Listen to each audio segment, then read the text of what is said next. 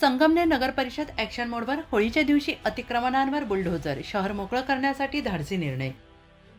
संगमनेर शहरात अनेक वर्षांपासून प्रलंबित असलेल्या अतिक्रमणाच्या प्रश्नावर अखेर प्रशासनाने कठोर भूमिका घेतली असून आज होळीच्या दिवशी संगमनेर नगर परिषद, पोलीस प्रशासन आणि सर्व विभागांचे अधिकारी कर्मचारी रस्त्यावर उतरले आहेत. शहरातील मुख्य रस्ते, फुटपाथ आणि सार्वजनिक जागांवरील अतिक्रमण हटवण्यासाठी युद्धपातळीवर मोहीम राबवण्यात आली.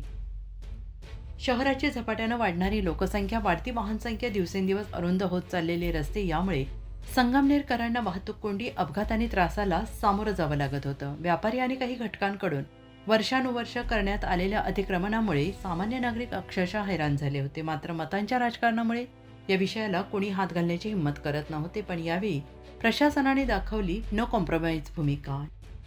जेसीबीच्या सहाय्यानं रस्त्यावर आलेली बांधकामे, शेड, स्टॉल, अडथळे हटवण्यात आले. पोलीस बंदोबस्तात ही कारवाई शांततेत पार पडली. विशेष म्हणजे अनेक वर्षांनी प्रशासनाने घेतलेले या धाडसी निर्णयामुळे सामान्य नागरिकांमध्ये समाधान आणि आनंदाचं वातावरण पाहायला मिळालं.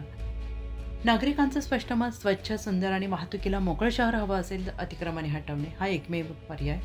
संगमनेर नगर परिषदेचे नगराध्यक्ष, शहराचे आमदार तसेच संपूर्ण प्रशासनाने घेतलेले या निर्णयाचे सर्व स्तरातून कौतुक होत असून उशिरा का होईना पण योग्य निर्णय अशी प्रतिक्रिया नागरिक देत आहेत.